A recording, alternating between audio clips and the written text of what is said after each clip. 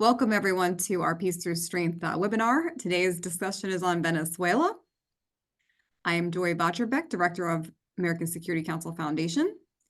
And with me is Senior Analyst Laurence Sanford. He's going to be talking on his paper, Venezuela, Socialist Dystopia. And then we're going to take some questions afterward. Larry? Good day. Venezuela has been in the news. The most recent news actually is today in the Wall Street Journal, where their editorial page talked about how things are degenerating in Venezuela, and our government seems to be sitting on the sidelines, not doing a heck of a lot to further democracy in not only Venezuela but in Latin America. Bad things are happening also in Mexico, as far as the slide towards totalitarian one-party rule. But in regards to Venezuela, the U.S. government just seized the president's plane in the Dominican Republic. I'm not sure I understand the reasoning behind that. Time will tell. But to me, it's if the president's plane is seized, what is the purpose? And I've yet to see a discussion on that point. So I don't understand some U.S. policies at all. And the other thing that the Wall Street Journal mentioned is I'm not a believer in sanctions, but there's things we can do. And one of the things we can do economically is that we have renewed, Trump stopped, Biden opened up again. U.S. companies, in particular Chevron, which is an oil company, is now producing 25% of Venezuela's oil, which is roughly $2 billion a year. And that's harder in currency that if they didn't have the American expertise, they couldn't be receiving this revenue. So one could argue that we could do things, not necessarily sanctions, but we can take economic levers against the regime, because they recently had an election. Supposedly, it was fair and balanced. But as we all know, communists and Marxists, and Venezuela is ruled by communist Marxists, with the assistance of Cuban intelligence agencies, Russian military equipment, Chinese surveillance equipment. They're in bed with all the bad guys. And he had an election thinking he could win it or fake it anyways.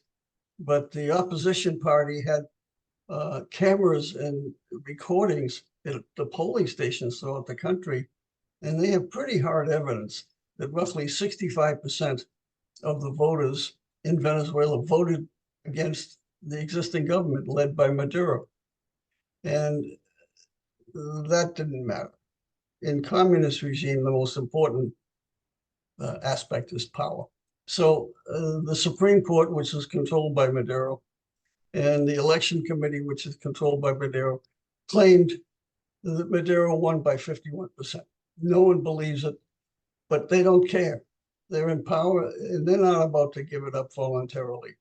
So what is the United States going to do in a situation like that?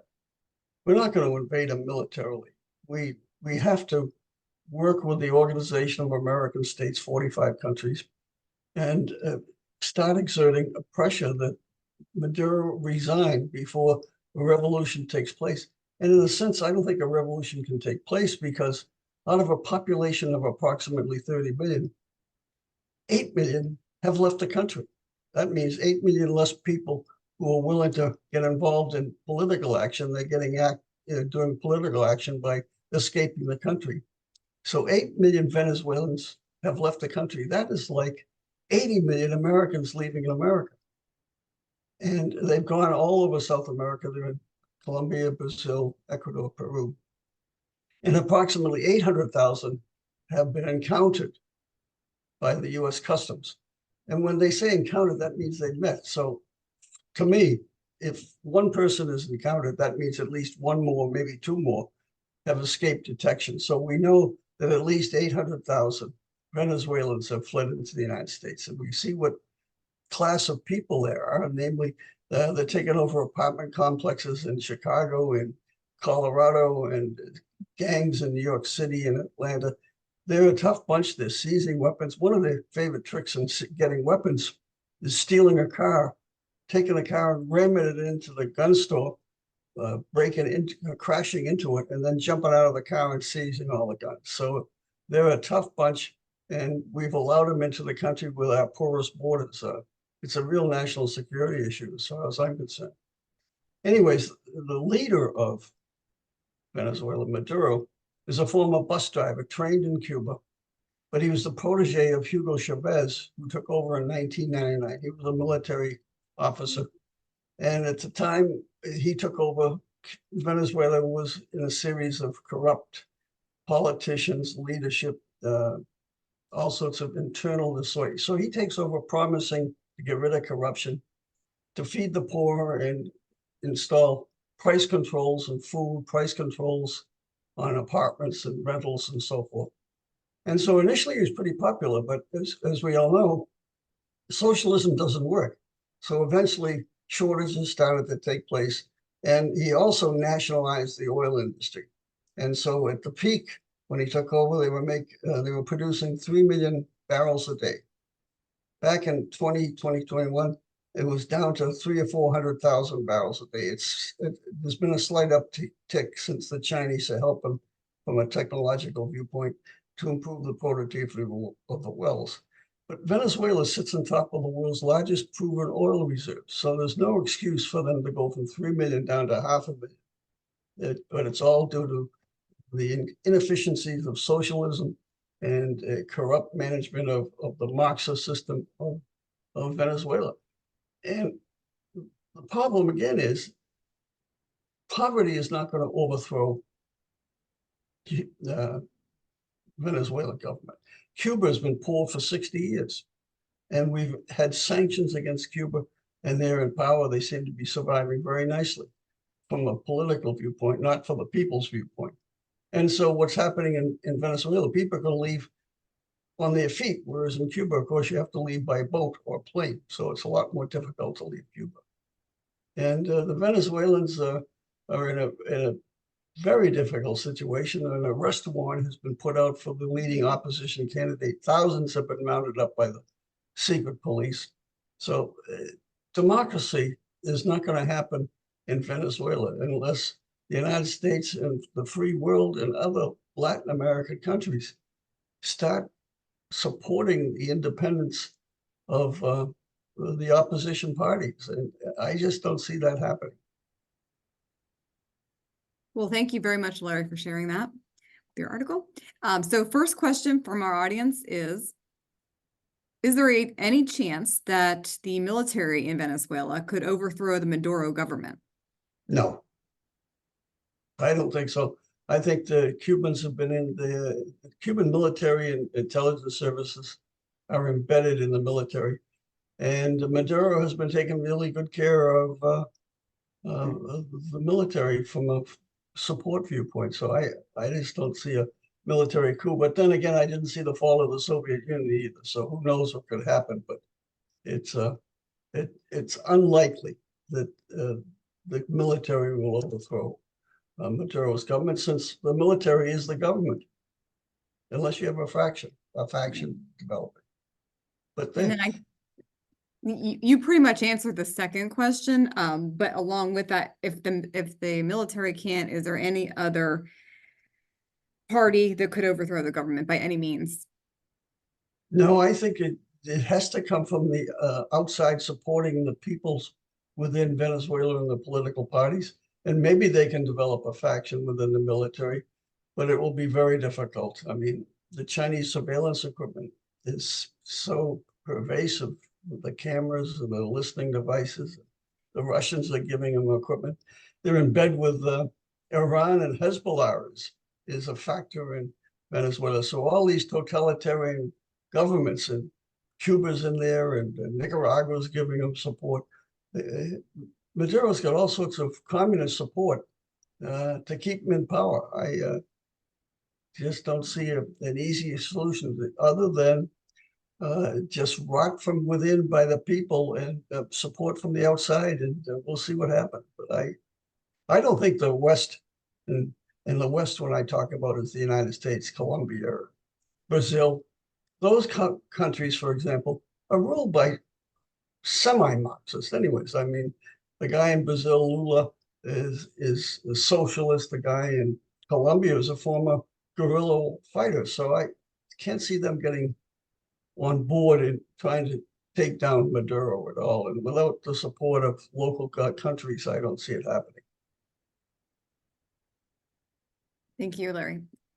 So we have another question. How do we convince the American people this is something we should be concerned about?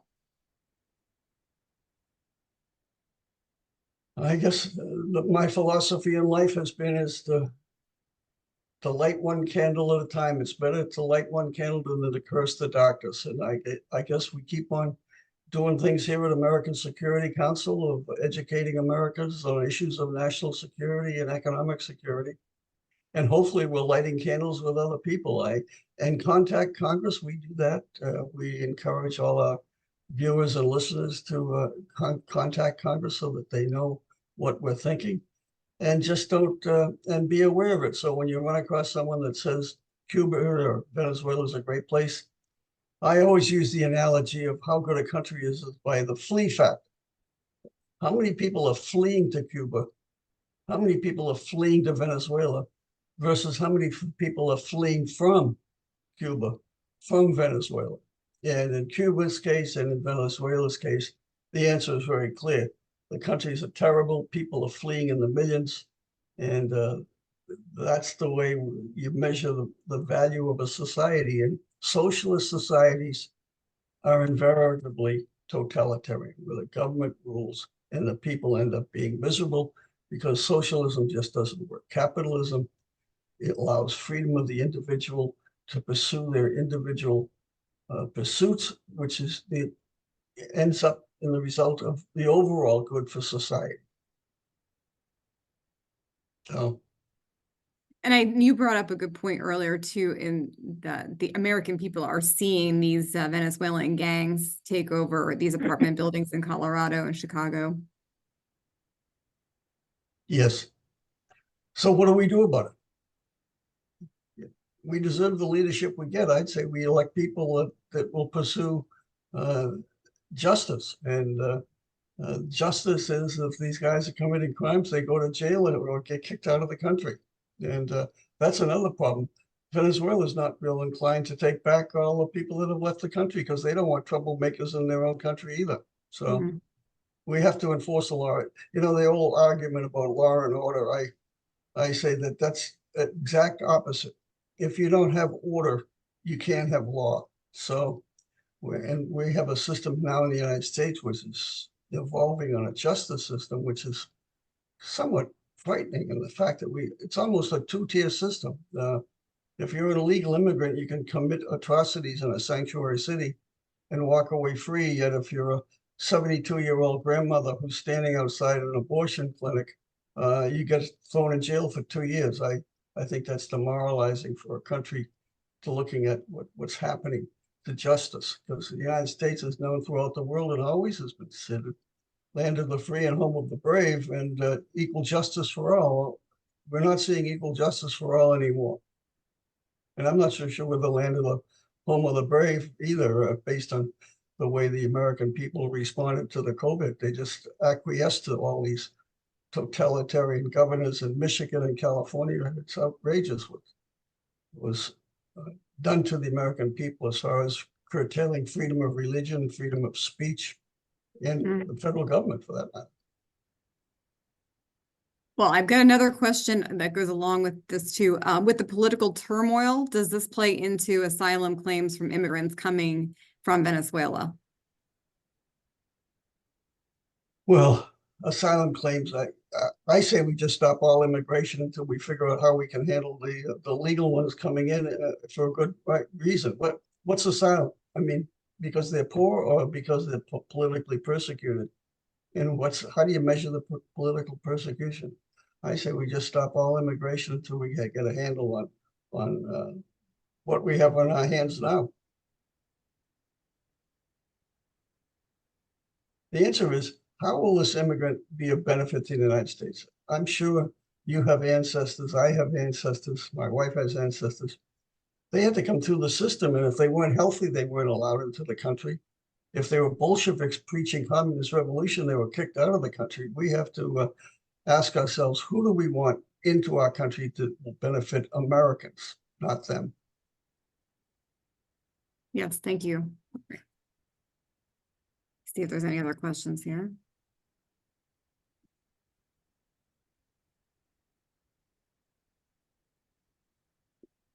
I don't see any other questions from our audience, so with that, we're going to wrap it up short today.